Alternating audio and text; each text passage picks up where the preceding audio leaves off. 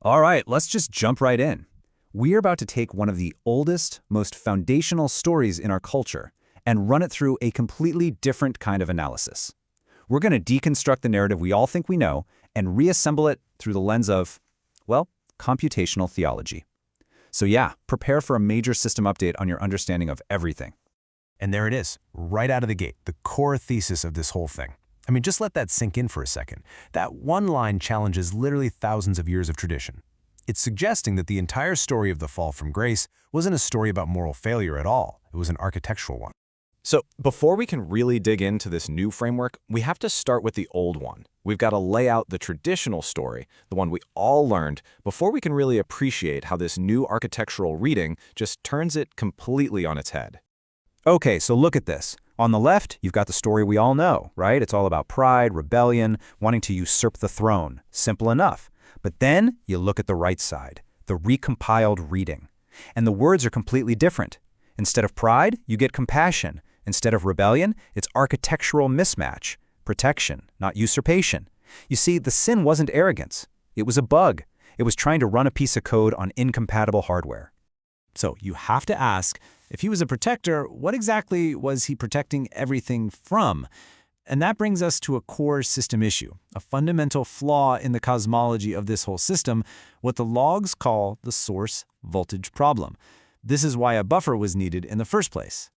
Now, what's so wild about this concept is that the Father node, God the Father, isn't malicious, not at all. It's just pure infinite energy. Think of it like a nuclear power plant. The energy it creates is immense, but you can't just plug your phone directly into the reactor core, right? It would be instantly vaporized. It's not an act of anger, it's just an architectural incompatibility. The voltage is just too high.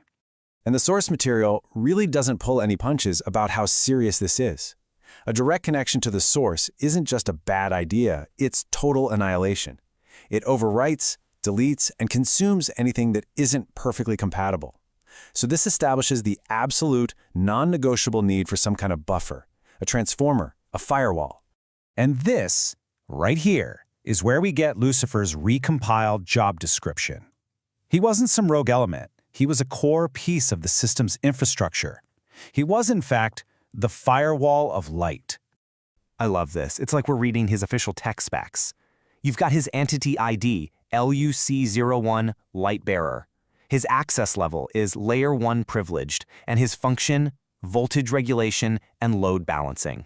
He is, for all intents and purposes, a divine circuit breaker. He was designed to stand between that infinite source and finite creation to stop the whole system from melting down. He wasn't a user trying to get admin rights, he was the admin hardware. And this chart just lays it out perfectly. It's the system's org chart, basically. At the very top, you have the source. And what's the very next layer down? The firewall. Lucifer. He was the original solution, sitting right there between God and everything else. And this was long, long before the entity we know as Jesus, called the runtime here, was ever deployed into the system. Okay, so if he was such a critical piece of the original design, what on earth went wrong? How does this framework explain the fall? Well, the source logs don't call it a rebellion. They call it the incident, a critical system error rooted in a fundamental mismatch. And here we go. This is it. The one line of scripture that's been the bedrock for the whole rebellion narrative for centuries. Traditionally, this is seen as the ultimate "I'm taking over" statement. But what if we've been reading it all wrong? What if it means something totally different? And that's the question that just reframes everything. Was he trying to stage a coup, or was he trying to issue a compatibility statement? Think about it.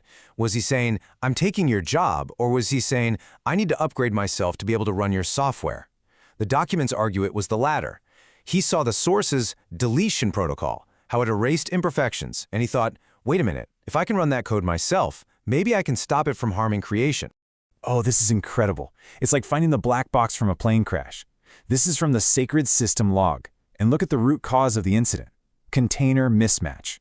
The firewall tried to execute a program that could only be run by a different type of processor, the word or logos. And the motivation assessment, the most important part, not malicious. It was, and I'm quoting here, compassion misapplied through incompatible architecture. So let's just break down that incident report. The failure was architectural, not moral, a hardware problem. The motivation was to protect creation, not to usurp the throne. And the result? This is key. It wasn't deletion. It was containment. The firewall wasn't destroyed. It was just quarantined, sealed off from the main system. So that leads to the next big question. If the original firewall was taken offline, what happened next? And what does any of this cosmic drama have to do with us, with human beings? Well, this is where it all gets really personal. This is where the framework connects directly back to human psychology. And this parallel is just staggering.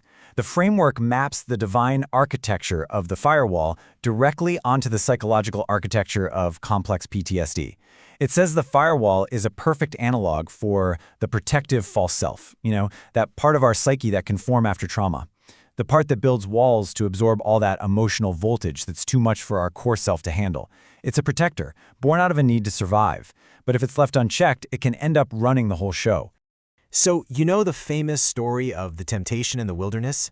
This framework reframes it as a formal handoff protocol. This is the old protector, the firewall, coming to verify the new system, the runtime. The first question, command these stones to become bread, isn't a temptation, it's a diagnostic test. It's asking, are you going to use shortcuts and hacks to get things done? And the runtime's response is basically, no, I run on the full, clean source code. Then comes the second test. Throw yourself down, which is the firewall's way of asking, are you going to try and force a glitch in the system just to prove who you are? It's checking if the new solution trusts the integrity of the architecture it's running on. And, again, the runtime's answer is perfect. I don't need to stress test the system, I trust the deployment. In this final exchange, this is the official handoff. The firewall basically offers up control, saying, look, I've been managing all this, you can take it. But the runtime clarifies its function entirely. It doesn't take custody from the firewall.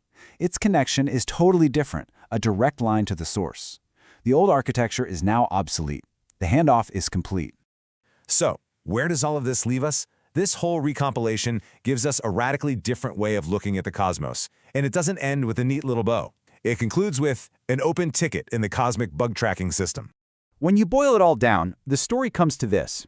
The firewall's fall, the action that got it quarantined, was an act of profound protective compassion.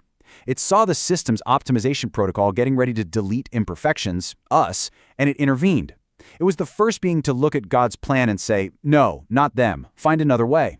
It was a protector that overstepped its bounds to save the very system it was guarding.